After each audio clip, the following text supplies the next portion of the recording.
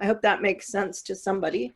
So first off, I'd like to introduce Kim Irland. She's the Dean of Student Life and College Diversity Officer at North Country Community College. She has over 15 years of experience in higher education, having lived and worked in communities across the state of New York and Maine. She moved to the North Country in 2016 with her family.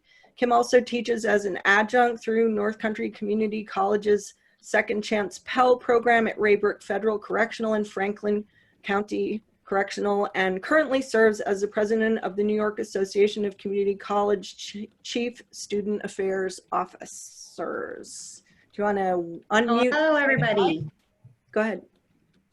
Hello, everybody. Next, we have Jen Kretser. She's the Director of Climate Initiatives for the Wild Center, a science center in the Adirondack Park in northern New York State, which is an amazing place. If you've never been there, you should definitely go. Jen manages the Wild Center's climate change engagement programs, including the Global Youth Climate Program, which was highlighted by the former White House Office of Science and Technology. Way to go, Jen. Jen had a lead role in the Ways of Knowing partnership programs and exhibits with the Haudenosaunee. Is that right, Jen? Haudenosaunee. Haudenosaunee, sorry. Yeah. She's on the board of the Climate Literacy Energy Awareness Network for the last 4 years, working to build a network of climate change educators across the country, and has been involved with the Adirondack Diversity Initiative since its inception. Thank you for coming, Jen. Kate Fish, who's next on my view. Kate Fish's relentless optimism and energy, coupled with a contagious vision for the future, has helped drive ANCA to be seen as a leading organization looking at new economies in the region. Kate joined ANCA as executive director in 2010, quickly identifying renewable energy as a critical path to more resilient local communities, and focusing ANCA's strategies on creating on a new energy clean economy. She's built a top-notch staff, a professional and efficient organization, and attracted millions of dollars of investment to the region. Way to go, Kate. Prior to joining ANCA, she served as a managing director for Business for Social Responsibility in Europe, a global nonprofit business network and consultancy dedicated to sustainability. She lived and worked in Paris for 6 years and laughs now about her life in Paris, saying often that she much prefers her quality of life in the Adirondacks.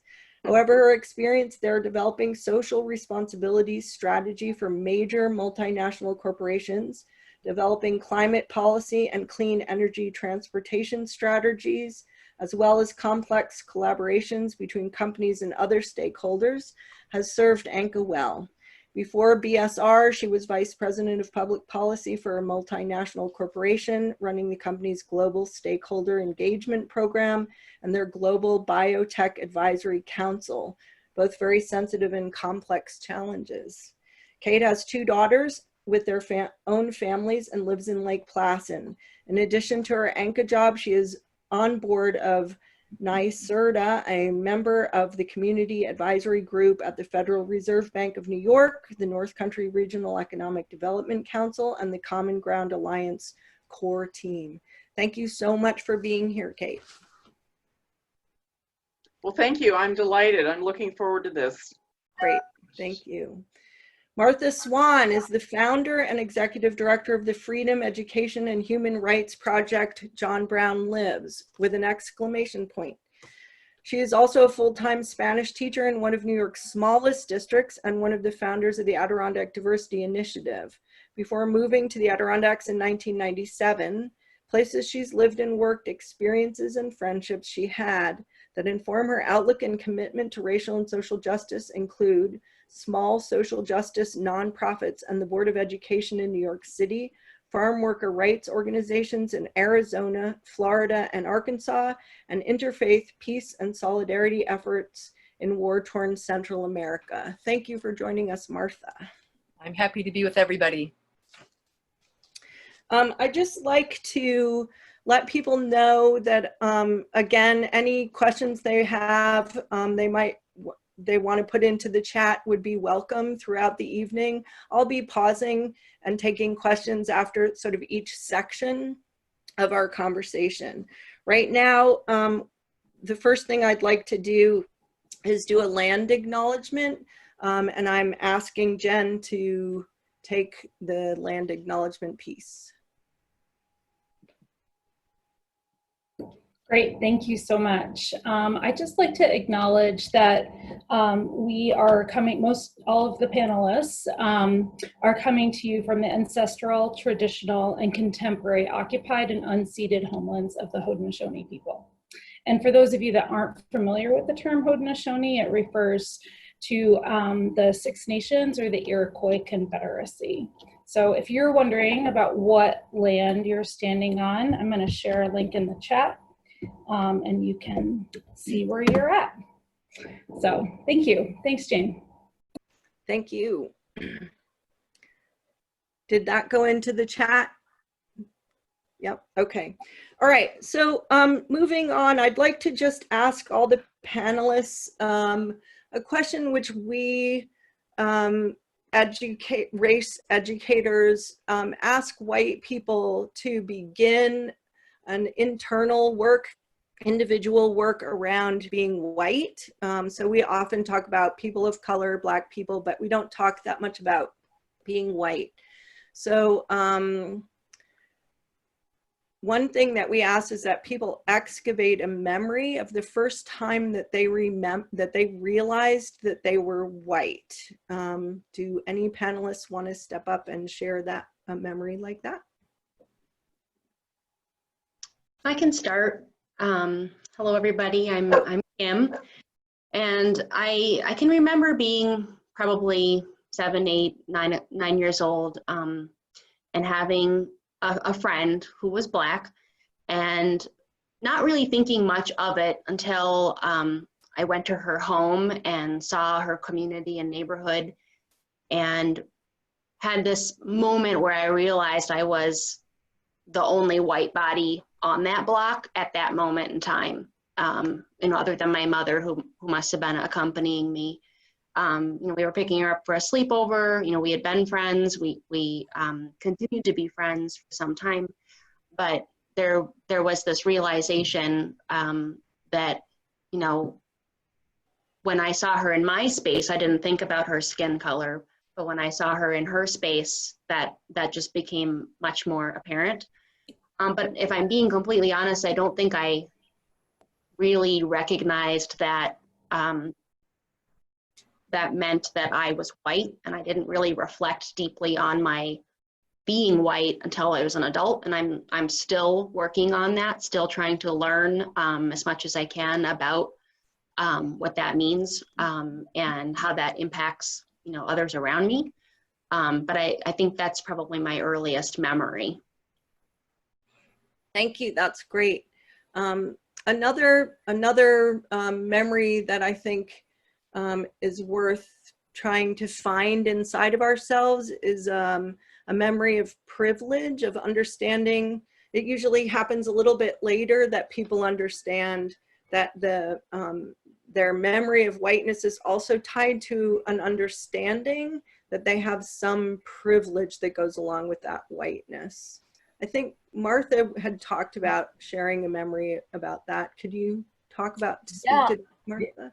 Yes, I'd be happy to. It was a profound eye-opening, eye-opening experiences.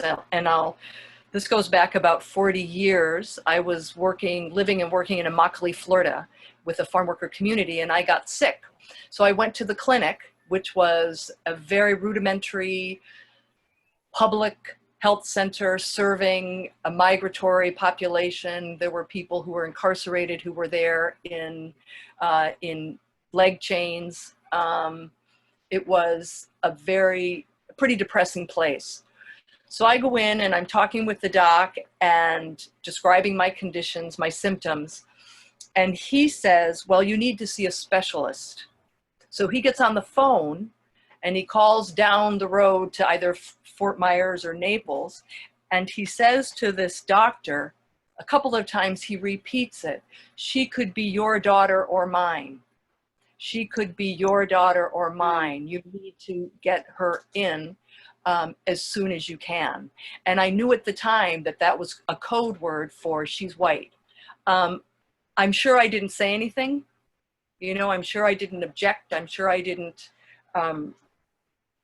engage him on that, but that was a very, that was a real wake-up call to how my whiteness was advantaging me over pretty much everybody else in the waiting room of that pretty dismal clinic. That was an early 20s. That's an amazing memory. Yeah. Amazing. Jen or Kate, do you want to say something? Yeah, so you know, it's been hard for me to go back and excavate, you know, a moment when I realized I was white. But I have to say, you know, I grew up as in a very privileged situation of being able to come to Lake Placid in the summertime and be on the lake. And next door to our camp was a camp where you know, kids would come and swim who were mostly, it was a fresh air camp. And so kids would come and swim, and mostly, you know, speaking Spanish, a lot of Black kids. And I just remember, you know, they were having such a great time. I just remember kind of witnessing how gleeful and happy it was for them to be able to, you know, for 5 minutes, kind of share what I had as a whole summer experience. And I remember feeling both privileged and that it was a little bit unfair. That, you know, there were 4 kids in my family, for children, you know, and we got this all the time. And then there was an experience where these kids would come for an hour and be splashing and playing. So that's kind of, you know, recognizing that I was that I had this privilege that was, didn't come about because of anything that I had done, but just because I happened to be born into a particular family. So you had access to something. I what?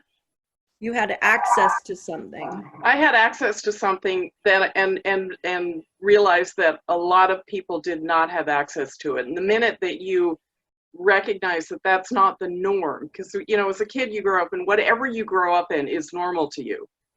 And when you realize that that's not the norm for most people, then you say, I'm lucky, and there's a little bit of you that goes, somehow, you know, do I deserve this or not? I don't know. Anyway, that's what I can think back on, okay, as a recognition of privilege. Thank you.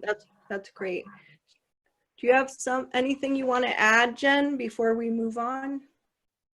Sure. I can tell a really quick story of being in, I think I was probably in 6th grade, and I went to school here in Saranac Lake, which is predominantly almost all white. And I don't know, I can't remember the film that we watched, but I remember being in a whole school assembly watching a movie, which I don't know if they do that anymore, I doubt it, but we're all watching the movie, and there was one scene in which a Black man was being essentially lynched. I mean, he was getting pulled by a truck that was being driven by white men. And I don't remember the movie, but I do remember that sitting a couple rows in front of me was the one Black student in the whole school, and having this like awful feeling in my stomach, and like wondering like, what is he thinking? And like realizing that there was like, at that moment, I think is when I realized that there was an otherness there, and that what was happening on the screen, which was an awful scene. And I don't know how, I just have that memory so seared into my brain, and I didn't have the words to say like, are you okay? Was the scene upsetting to you? Like, that seemed really awful. And like, that was because that person was Black in that movie. Anyway, you know, I was however old you are in 6th grade, 12, I think. So I just have that clear memory, and feeling really sad and upset about it, but not knowing nobody talked about it. It was just like, oh, ha, ha, ha. People were laughing in the auditorium. So I just, you know, Yeah. that's my memory. Wow. Thank you. So I was thinking that people who are listening in might have a question for one of the panelists, and also all of the people who've introduced themselves. Thank you so much for that. But also you might put in the chat whether you've also excavated this story for yourself. And if you don't want to put it in there, that's fine. But it's a really good starting place, if you haven't thought about it, to just go back in your memory and try and find a time when you first realized that. Are there any questions from people for panelists? You can type them into the chat if you have a question. So we have a question: how might these experiences impact your life since these events happened? I think that's a really interesting question. I'm guessing that most of our panelists had then successive, once your sort of eyes are open, you then notice things after that. So I'm thinking we may get to more of those questions, because it seems to be that that's mostly what people are wondering, how that memory affected people in their life going forward. So I'm going to hold off on asking that question, and I'm going to ask instead that we move on to the next question, which is, because we're all cisgendered white women, straight women, I thought it would be interesting to talk a little bit about how our femaleness affects our understanding of race in terms of power, especially in terms of power. Does anybody want to start by talking about how that is? Kate, do you want to start? Sure. So one thing that wasn't mentioned at the beginning is ANCA is hosting, and incredibly grateful to be in a position of hosting the Adirondack Diversity Initiative. So I have the privilege of working with Nikki very closely. And one of the things that, that I think is, for me, one of the toughest things, and I just want to, share how challenging this all is to go into really examining the assumptions that you have about people. Every single person makes a snap judgment, on people based on either their language, their skin color, their dress, all these signals that we read and kind of organize people into, do I belong with that group or not? Sort of systems of belonging, if you want to call it that.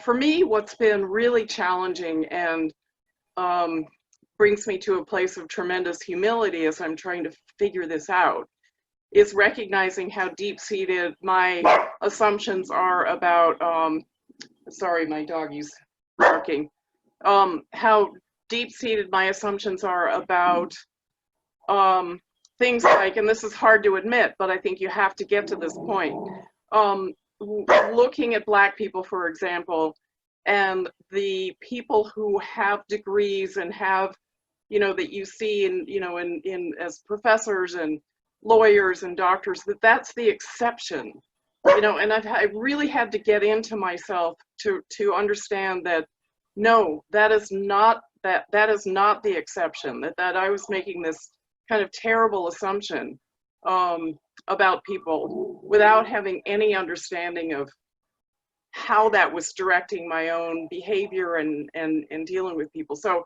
I just want to say this is a tremendously daunting task. And when you make a commitment to stepping up to trying to deal with this in yourself, it is, it's rough. It's really kind of digging down and starting to examine all your assumptions about people. Kate, having worked in the corporate world and having worked in Europe, I'm just wondering if there's a time when you connected the way you were being treated as a female by people who had power to your own finding the ways that you treat other people, sometimes making assumptions. Do you have any? I think one of the things that I said early on to Nikki was try to equate in my own mind, well, I'm a woman and I've had to fight against and fight to have my voice heard in primarily male-dominated systems. You know, in corporate America is a prime example of that, and how frustrating that's been, and how, you know, othered you are as a female. But it's still, so I've experienced that a lot, and it's made me kind of either feistier or more outspoken or something. But I just want to make sure that we women, white women, are not equating the experience that we have of being a female in a male-dominated system with being a Black person in a, you know, a structurally racist white society. It's just different, because I don't walk out my door and have people judge me on the basis of my skin color. I don't think about that. So yeah, there's some parallels, and I think for those of us who struggled in male-dominated systems, and, you know, to make our voices heard and be seen as legitimate, there's some parallels there, but it's not the same thing. But yeah, I've felt that a lot. Yep. Does anyone else want to step in, particularly around this idea of feminism and intersectionality? Kim? Yeah, so I'm reading an author right now, Ijoma Oluo, and she is a Black woman. Her book is titled "So You Want to Talk About Race," and it's very, very good. It's inspired me to look up some of her other writings, and there was an article that I came across recently that I can share in the chat that is basically asking women and actually all white people to understand ourselves better. And so with that sort of that charge, I started to do some digging and do some history lessons. And, you know, I'm sort of still processing what I'm learning, and people who have been into history longer than I have may already know this, but, you know, if you take a look at women's suffrage, for example, that movement required that Black women set aside their needs in order to, their racial equity needs in order to benefit the women's suffrage movement. And so once that, you know, that once the 15th Amendment was passed, there was this belief that, oh, you know, women's rights, voting rights are now protected, whereas really Black women were not able to actualize those rights until the Voting Rights Act of '64. And so that was alarming to me to realize when I think about women's suffrage, I'd always thought of it as including everybody, but it really didn't. And if you take a look at affirmative action, which is such a complicated and you know, politicized initiative, you know, when that was originally created, what I'm learning now and revisiting is that, you know, initially it was designed to provide racial equity in the workplace and around college admissions. And then it was ratified to also benefit gender equity. And guess what? Gender equity became a front runner in terms of beneficiaries to affirmative action. White women benefit more from affirmative action than any other group. And that's a statistic. That's not an opinion. But it's something that I did not really process or know very much about until very recently. And so when I think about, you know, what Kate just shared, I think there are lived experiences as women that we can use to empathize with Black individuals or African American individuals, especially Black women, but it isn't the same. And we have asked them to wait their turn a lot of times in our nation's history, and so that, you know, our group, our white women group, could benefit first. And so realizing that and sort of sitting with that, you know, is where I'm at right now. Great, thank you. Yeah. Yeah, I think it's important not to equate the two things, but I also think that unless you're in touch with parts of your identity which have been marginalized, it's hard to make progress when it comes to understanding other people's marginalization. Hey, Martha, did you have something? Yeah, another personal anecdote, which was another eye-opener about that being a white woman and being a Black woman or a woman of color can't be equated. And this was many years ago, and it was, you know, I was involved in a protest to shut down the Holland Tunnel in the summer, 4th of July weekend, 1990 something, for reproductive rights. So, you know, clearly an issue affecting women. So the plan was to shut down the tunnel, get arrested, go through the whole process just to cause some good trouble. So there were a couple hundred women, and mostly white women. And at some point I said out loud, I wonder why there aren't more Black women participating. And someone said to me, Martha, for a Black woman or a woman of color to get arrested and be put in jail, she's far more vulnerable to being abused, to being charged with a serious violation than you ever will be. And that gave me a long, deep, very humbling pause.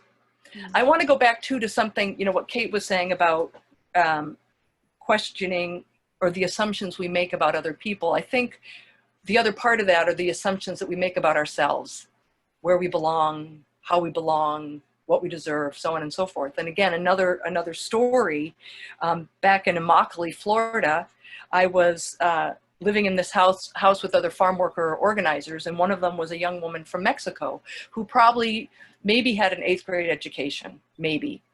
And she and I were having a conversation in the kitchen one evening, and she said something and she was really bright. I mean, whippersnapper smart. She was so intelligent. She was so keen. She had such clear thinking. But at one point she said to me something like, well, Martha, you're so much smarter than I am, because I had a college education and I'm white. She didn't say all those things, but that's what she was reading. I said the same thing to myself. But I knew it wasn't true.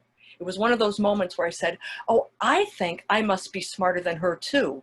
Being a white woman, being from the US, being educated, but I knew in that moment that it wasn't true.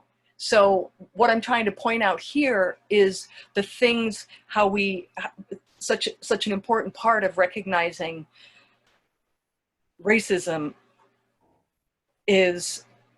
are the assumptions, what we internalize ourselves about our supremacy, right? What else to call it? About where we belong, how we belong. So there we have it.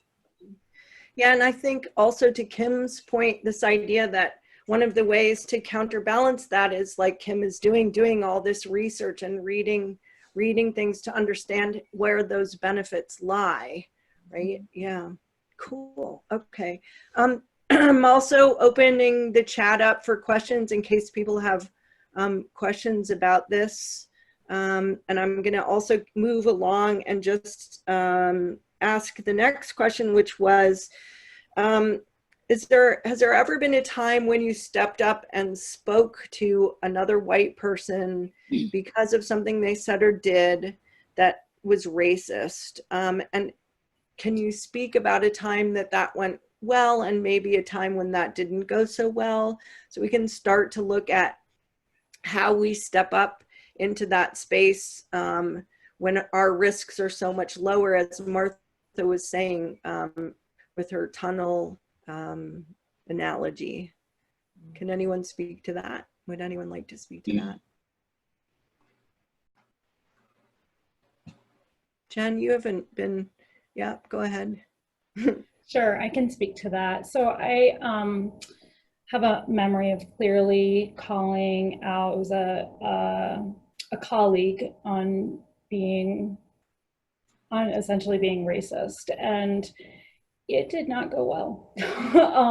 And mostly it didn't go well because that person was very much believed that she wasn't, and that her actions, that she was so above board and so, I guess, woke, that it was impossible for her to conceive that what she was doing was racist and was really, really wrong. And it elicited, though, I think, this kind of one, it was, I think, a deep reckoning in myself, like just having, stepping up in a somewhat large meeting, like calling this person out because I was so offended. I was personally offended, and the woman of color that I was with was very offended. And then also, I think, it was just really transformational in that it felt, I was nervous. I was like, am I doing something wrong here? But I knew in my heart that I was right. And I just could not back down from it. And taking that first step, and that was not that long ago, I feel like that felt really empowering for me to make some more trouble and just like be more disruptive, and it gave me, I think, a little bit more confidence. So in the end, I think for me, it was really empowering. At the time, it was really awful, and it was really hard, and there were a lot of tears on all parts. So it was, kind of a powerful moment that was, I think, an inflection point in my own learning. And can you say a little bit about what the power dynamics in that situation were? I would say that the person was another woman, another white woman that I was with, and then I was also with a colleague who was a woman of color who was trying to speak up and was getting shut down. Oh, wow. Okay. Wow. Yeah. And so can you talk about, I think one of the things that worries white people when they do step up is what the fallout ends up being at the end of something like that, your personal fallout, and also in a professional space, what kind of fallout there might be. Can you speak to that? Jen? Oh, you want me to, sorry, Yeah. I was like thinking you wanted just someone a follow-up. Sure, Sure, yeah. I could follow up with that. I mean, I actually recently had another instance in which I was pushed pretty hard against a male colleague that I work with pretty regularly about choosing a white man instead of a woman of color for the same job in which the woman of color was more qualified. And I had to push really hard on that. And I was worried. I was like, am I taking a big risk? And we ended up having this really amazing conversation around, and he had no idea. He just did not. So there was both like a female thing going on, and then there was also this sort of accomplice thing happening. And but he really had no idea like that this was happening. And and we ended up, we're good enough friends that we could have the conversation in a way that was not really difficult, but it was definitely eye-opening, and it definitely shifted our friendship. And but I think it actually built trust to be able to have that, that account, almost like I guess he's not an accountability partner, but maybe he saw me in that space as being an accountability partner. I'm not sure if that fits that definition, but yeah. So, but I was a little bit worried about the fallout, but it ended up all good. But I guess I have to take that, right? I mean, if we're going to take risks, like some of that fallout work is being okay with that, or like sort of sitting with like, okay, well, what does that really mean? Like, what does that fallout really mean? Right. And so you've spoken to two separate things, one being a gatekeeper, right? That you're sitting there and you have the ability to say, you shouldn't hire this person, you should hire this person instead. So that's like a gatekeeping function, that you sit in a place of power and can point out to the person who's hiring when they're using race as a qualifier. And also the idea that you then become an accountability partner for them, because you're sort of saying you need to hold yourself accountable to these ideas around racial equity. Yeah. Does someone else have something to say? Also, especially Kim, can you also try and, I think a lot of white people don't know how to start those conversations. So can you also speak to that a little bit? Like, what did you say actually, and how does that feel inside for you? Go ahead. Yeah. Well, so I wanted to piggyback off what Jen was sharing, because I think we all know that it's necessary to take risks and use our privilege and our access to power structures to benefit the equity work that we're doing. You know, regardless of how you define yourself, whether it's an accomplice or a co-conspirator or an activist, what really matters is, are we willing to take risks and use our access to different power structures. And so, you know, I'm a college diversity officer at my current institution, and it's a role that I will always be learning in. And I came into it, you know, not feeling like an expert, but feeling very passionate about the work. And so I wanted to share a little bit of a story where, you know, we have attempted over the semesters to bring professional development to campus for our faculty and staff. And I also present workshops in the classroom for our students. But, you know, for this story, I wanted to share a particular resistance I got from a colleague when we brought a workshop to campus called Understanding White Privilege in the Classroom. And a person emailed me, you know, seeing the announcement for the workshop, and questioned whether, you know, white privilege is even a thing, you know, and feeling like this kind of workshop is really more divisive than it is helpful. You know, why are we, you know, focusing on this? And so the workshop went forward, of course, and the people who self-selected to attend came. Often, as is often the case, a lot of professional developments that are optional, the people coming are already receptive to the message and have an open mind and are ready to learn, even if they don't know, you know, all of the concepts and so forth. And the people who are absent from those workshops are often the people who need it the most. Can you speak a little bit to how you push that forward? Yeah, so what I did was, you know, I think there was part of me who was like, you know what, I don't really want to engage with this person. I don't know if it's going to be productive, but I got uncomfortable and I said, let's meet one-on-one and talk. I want to hear what it is about this workshop title and abstract that you are resistant to. I want to listen.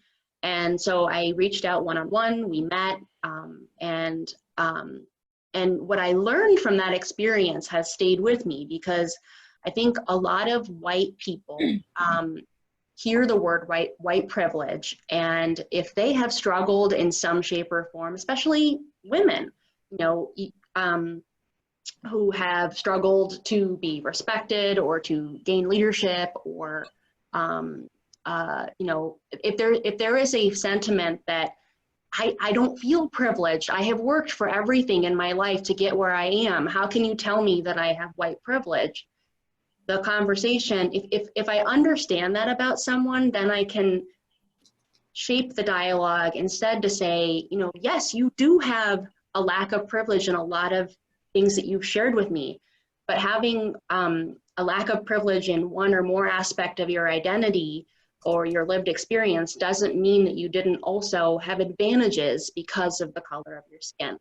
And trying to help help them recognize that there are multiple kinds of privilege. Great. I would just ask, I think what you're speaking to is also often very prevalent in the North Country, which is that there's a class struggle that happens here, right? So we're often engaging white people who are in the middle of a class struggle and don't recognize how racism fits into that class system.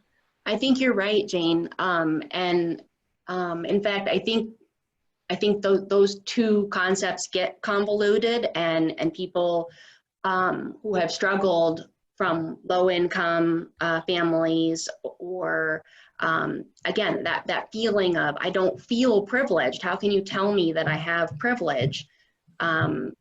It's difficult to recognize, you know, well, what never happened to you because of the color of your skin? You know, trying to really break it down to those advantages, and acknowledging and validating that you're right, you lacked privilege in one or more aspects of your lived experience. That's true, but that doesn't mean that you also don't have white privilege. So we have a bunch of questions in the chat, and I had a bunch more subjects, but now I'm thinking maybe we should just turn to the chat a little bit and answer some questions. One question is, how do we move beyond guilt, shame, and denial and racial fatigue? Does someone want to take that one?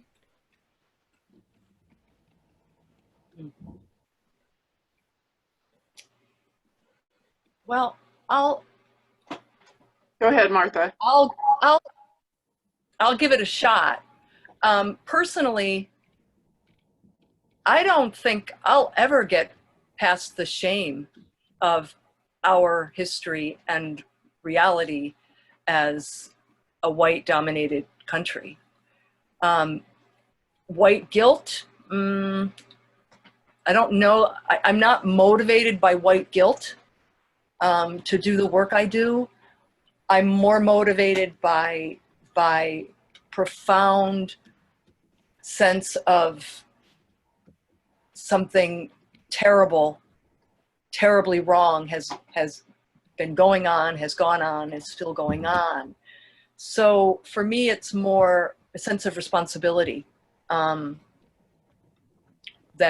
keeps me going, and the promise of the work ultimately, and the terrible tragedy of not doing the work. So maybe I wasn't the best person to answer that question because I didn't answer the question. No, it's a good answer. Go ahead, Kate. Yeah, so I find almost the opposite, because I'm finding like this whole new world is opening up of, you know, the skills, the joyfulness, the experience of a whole group of people that I never ever was like paying attention to before, if you can say it that way.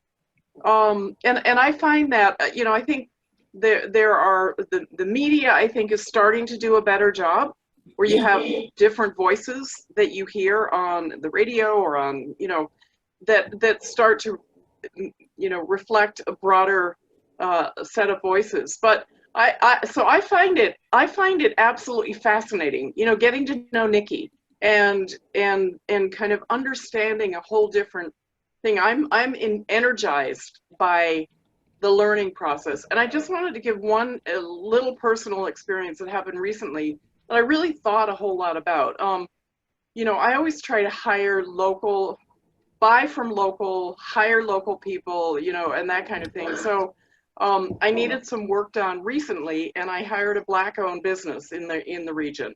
The guy lives in Wilmington, and I realized that he was going to be coming to my house while I was out of town. And I live in a, you know, of course, I live in the Adirondacks. It's an all-white neighborhood, you know, very progressive in terms of the people who live here. But I thought, you know, rather than assume everything, that they won't make any assumptions about him, I just you know, just said to my neighbors, hey, I'm going to be out of town, and this guy's coming over, and he's going to be doing some work on my house, and he's great, you know. So just to And I was uncomfortable because it was kind of recognizing that here was a Black body coming to my white neighborhood to do work.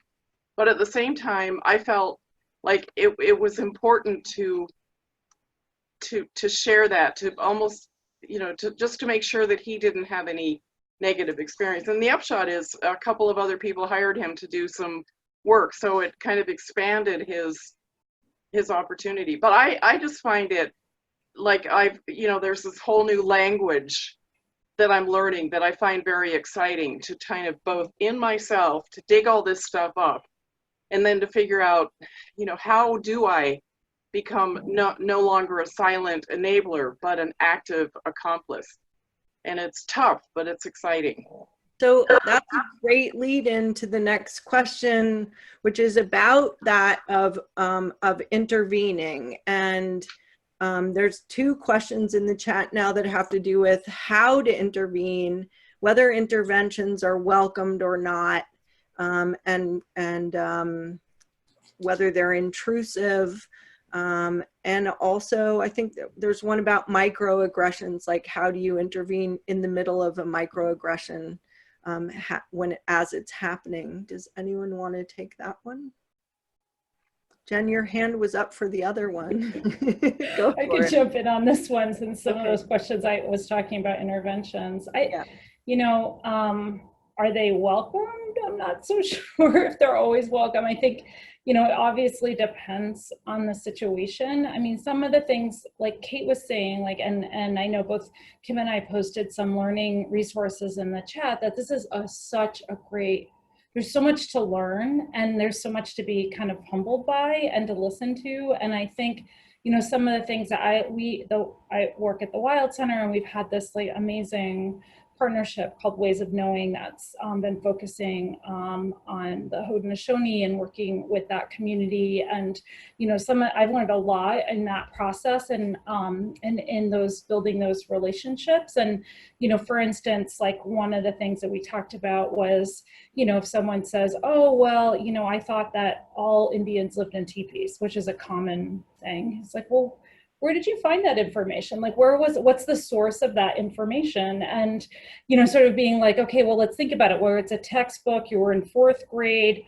who wrote that textbook? Like, where is that narrative? Whose story are you hearing that from? And so oftentimes I think if you can figure out ways to find common ground, you can actually have like a productive conversation. And then another, to someone else's point, and I can't remember if it was Martha or Kate who were talking about this, that the being uncomfortable is like part of the deal. And like, I mean, it's like being comfortable with being uncomfortable. I don't know how else to say it, but you know, I've gotten called out more times than I can think of, and just simply said, thank you so much for telling me that I wasn't, you know, doing X, Y, and Z. How can I learn more? Thanks for sharing. And I'm thinking particularly in our climate work, and also in our work with the Haudenosaunee, that's been a real learning experience for me. And that being open to learning and to listening and to stepping back and let others step forward, those are always, and doing the work yourself, like doing the reading, you know, reading and like listening. There's tons of great podcasts, there's all kinds of things, but a book club is not going to solve the problems here. Like, we all have to be actively working on being anti-racist, like actively, not, I mean, book clubs are good. I'm in a book club, like, but I like, you know, not dissing book clubs, but I just, you know, it's not enough. Like, so find ways to like use what you have and do what you can. And I hope that answers that question a little bit. Yeah, I mean, the question of having accountability partners and the moving from into an accomplice position as a white person, we were talking about this before the panel started, and how doing the work in the North Country is a very sort of unique situation, because we haven't had accountability partners. Kim, do you want to say something about accountability or microaggressions? I was going to piggyback off the how to intervene when you hear a microaggression, if that's okay. Yeah, go ahead. Yeah. this isn't my concept, but it's one that I repeat and live by and teach. And I've seen lots of authors reference, the distinction between intent versus impact.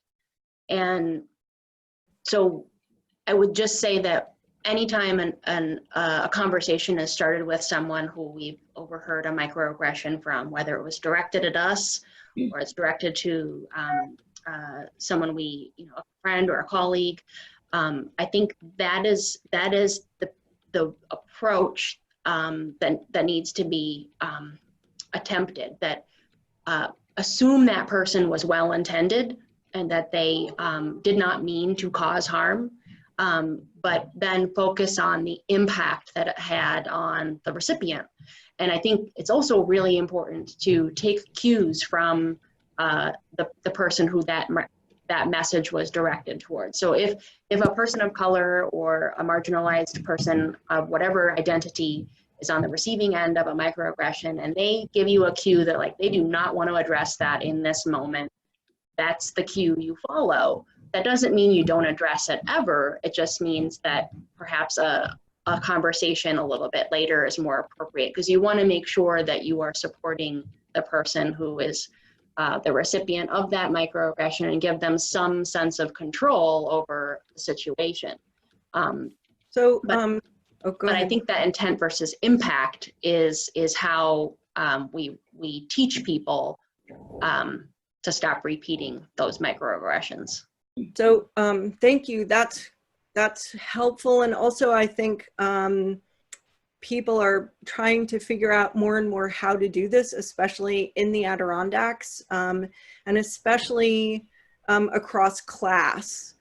So we had a couple of questions in the chat about reaching across class. Unfortunately, we're 5 minutes away from the end of this conversation. And so I guess one thing that would be interesting is if we could just go through all the panelists and ask each of you, this is kind of a surprise question, but if you had one thing that you could recommend people say when they see something happen, like what do you do in that moment? Do you take a deep breath? Do you have a phrase you say? Like, what is the thing that you do for yourself, inside yourself, to make yourself step forward? Do we start with Kim? I think the first thing you need to do is take a deep breath. Because if you respond emotionally and without thinking about the repair of what happened, then you might get lost in translation.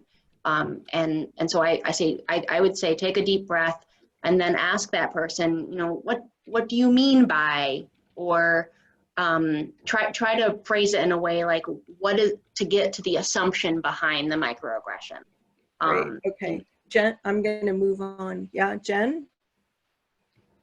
I think it's really important to just sort of, at least for me, I can act a little impulsively sometimes. So like listen, take a deep breath, and ask questions for clarification. Like it might, people, we all say things we don't mean. We all make mistakes. There's no, nothing productive around like shaming people. Like that isn't helpful actually. And so trying to really like say, okay, could you tell me a little bit more about what you meant by that? Or is this, I was thinking about it maybe in this other way, like, or that didn't, maybe I didn't quite agree. I have this other opinion or something, in the effect of kind of neutralizing, but also like finding a way to keep that conversation going, because it's only through building relationship that we're going to be able to move forward. Like we have to find that common ground, and we have to move forward with empathy and compassion. Like we have to do that, and try and find trust in each other again. Like that's something I feel like is so desperately needed. Thank you.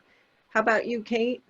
Yeah, so one of the two words that I'm trying to build into my vocabulary, and it's hard, is I'm curious.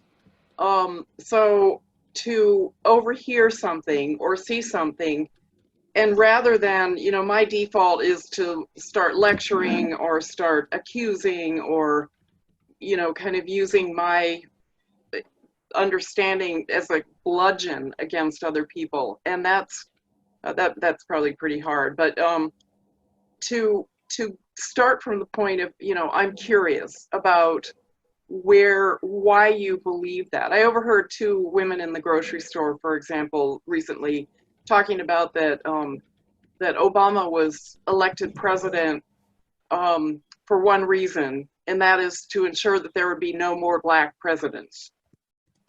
And so, you know, I just overheard that. It was a conversation, but it was like, so I'm really curious about why, you know, why you think that. So that's, you know, I think two things for me. One is taking action, deciding that you're going to take action means you're going to not do it right all the time. And we're all educated professional women, and we expect to, you know, be able to know how to do things right. And this is a situation where we're going to screw up, but we continue to take action. So for me, it's those two words. I'm curious. Great. Martha?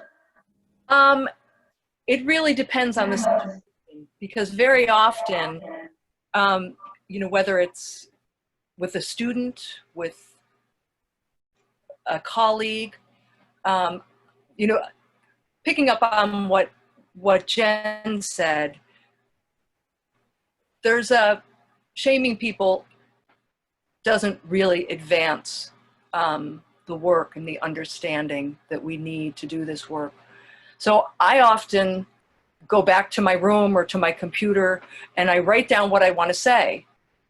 And I come back with what I want to say on paper so that I don't get waylaid by my own emotions or by perhaps an emotional reaction that I might have triggered by trying to talk with someone about an incident or a remark. The other thing that I've found myself that I've done, I feel tremendously indebted to the many teachers, both experiences and individuals, authors, etc., dead and living, who have been my teachers all along the way. And so I often, someone was asking, how do you approach people? It was John Haverlick's question, and often I try to really avoid the presenting myself as someone who has all the answers and has figured it all out and was born woke, as the saying goes these days. So I try to come at it with, you know, clarity and humility. Thank you. Yeah. Well, we're out of time, so I just wanted to thank all of you for coming and opening your hearts and talking about something which can be risky in the North Country to talk about. So I also wanted to thank Nikki for convening the ADI panels and for the amazing work that she's doing in the North Country. We're all hoping to hold ourselves accountable to that work and to aid it in any way that we possibly can. So thank you all for being here, and have a good night. And I hope you're close to somewhere you can go swimming, because it is very hot wherever we are. Okay, thank you so much. Good night, all. Thank you. Thank you. Everyone. Thank you. Good night. Thank you. Good night. Good night. Thank you.